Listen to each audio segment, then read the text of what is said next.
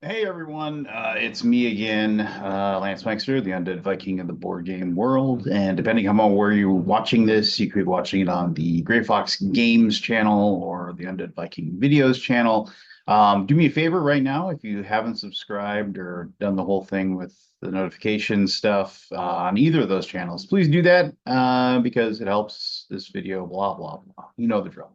Anyway, this is another one of my little musings on board games and thoughts on the hobby or whatever. And this is dealing with, as you saw the video title, dealing with theme and the importance of theme when you are playing a board game. Now, if you have watched, because I've had the Undead Viking channel for a decade or so, and it is not nearly as prolific as it used to be. But I did a lot of videos where I talked about games and reviewed games, and one of the things that I said a lot was that I didn't really care about the art. I didn't really care about the theme. As long as the game was good, I could sit down and play.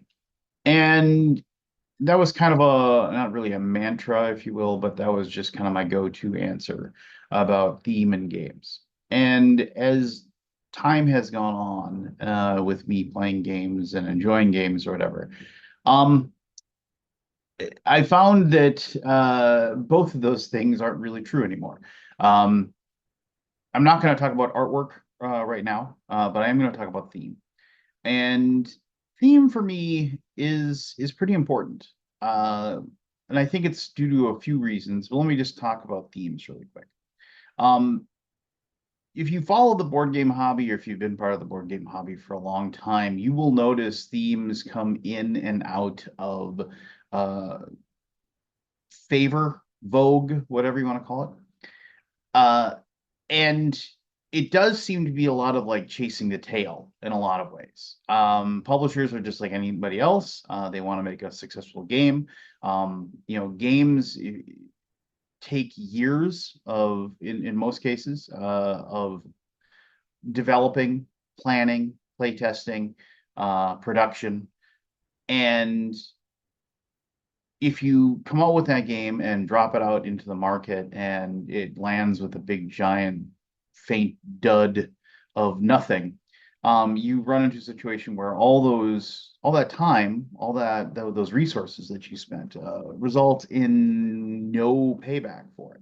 And I realize that in a way, board games are considered to be a kind of a work of art or whatever, and I do agree with that. I do feel that it's still a business. And if a board game doesn't sell, the business doesn't stay alive.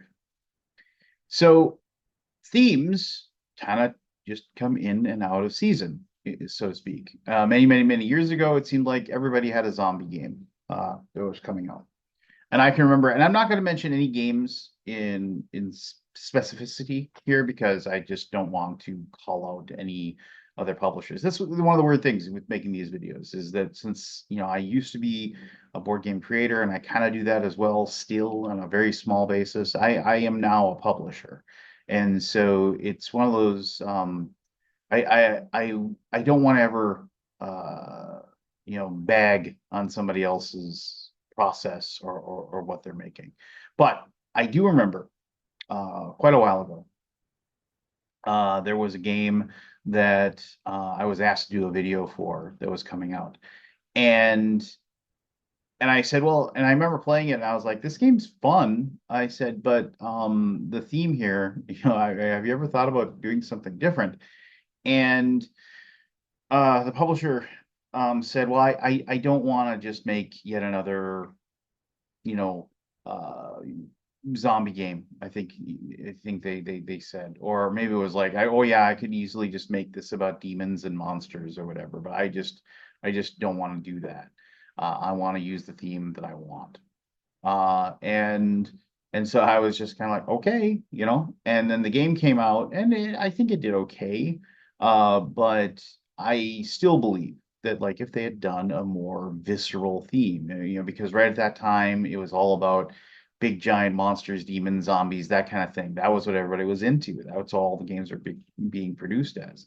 And here comes this game that had, I'm just going to say this, it had more of a nature theme, definitely a kinder, gentler theme to it. And from what I remember, it did okay in crowdfunding, and then it came out into the market and then promptly vanished, and the game was liquidated basically. The stock was soon you saw it at local online game stores, for like their deal of the day, and then eventually it just vanished. Now, I don't begrudge that person for holding true to their design and what they wanted to do, but it is one of those things where theme can matter, and it does matter. And that's just strictly from a business side of the coin. It behooves a publisher to kind of look at the types of games that are being delivered, being designed, and that are out there, and then attempting or trying to make sure that their game fits into the mood of the public at that time. Now, I do think there are some themes that will always kind of maintain their level of, well, I guess I should say like a safe floor, if you will. Games about, economic Euro games, that deal with trading from, insert name of European city here. Things like that will always, the theme is probably fairly pasted on. And the repertoire of the designer and the publisher will kind of carry that, and they'll say, well, I don't really care, if this is, Antwerp or whatever. I mean, I'm sure there's a game called Antwerp. But you insert that sort of thing, and then it's about resource collection in the late 1800s of delivering things to a burgeoning industrial textile mill. You understand what I'm talking about. Those will always appeal, and I like those games. I've played those games, I've enjoyed those games, but they're definitely not a theme that I seek out. Now, what I do realize now, for me personally, for what I want to play, is that there are tons of themes that just, before I even crack open a box, before I even take a look at things, I'm bored to tears by the idea behind the theme. I made a joke the other day about somebody mentioned a game to me, and I was like, "Is that the most newest rendition of, get the right correct color swatches, put in the right order so you can make the most splendid kite of the spring season?" And we all had a chuckle of that. And I mean, and I don't think that, I mean, actually saying that out loud, I think there probably is a game like that. I'm not calling out a game in particular, but um, it's one of those things where for me personally, that game, I wouldn't even have a, I can't, I wouldn't even take that game off a shelf. I mean, it would be one of those things where somebody said, "Oh no, it's a quick game. It takes like 45 minutes." I'm like, I'd rather not play that game. And there are certain things that like I'm always going to be interested in. Things that have a science fiction theme, things that have a fantasy theme, those are games that are going to appeal to me more. And I think the reason why I've kind of changed in the last, better part of the last 10 years. For me, it's the limitation of how much time I have to actually play games anymore. My children are older; they're in a lot of activities, so I have to, I'm following what they do. Um, as I've been working with Gray Fox now for 5 years, and I am much more in the thick of it when it comes to the process of us publishing our games and getting these games out. So my work along those things is much more involved. I, you know, on a like other levels of things, like the people that I play games with. Um, we all kind of had our children around the same time. So their children are also, a lot of activities. Their free time is very limited as well. So finding a moment in time to sit down at somebody's house and play games for 2 to 3 hours, it's just not available. And so because of that reduction of playtime, I don't really have, I can't, have the folly of of chasing down a game that just try it out to see what it looks like or feels like kind of thing. I have to be a lot pickier and choosier. And then also, and I've said this a few times, and this isn't a brag by any means, but I mean I've played thousands of board games by now, and I know what I like and I know what I don't like. And usually, by the look of a game, I can either say I feel like I've played that game with a different look or a different name, or I can say I feel like I've played games like that and I don't really enjoy those games. And so I kind of stay away from them. Now, that doesn't mean that like my kind of reduction to like my focus or whatever of just science fiction, fantasy, that type of thing. I don't branch out, or that those particular themes can lead me astray, right? I mean, those games might not be as fun as I expected or what I wanted. But I do find that I'm just not uh,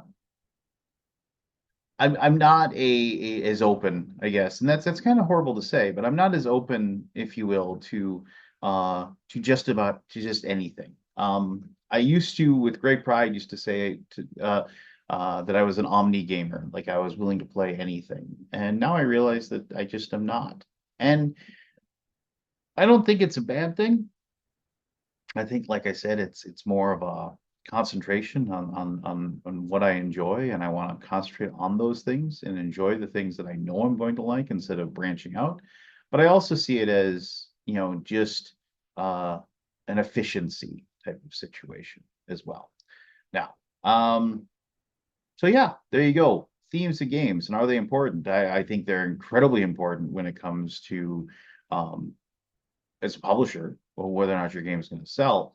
And I think also the theme of a game is incredibly important when it comes to your own personal time and your investment that you want to do.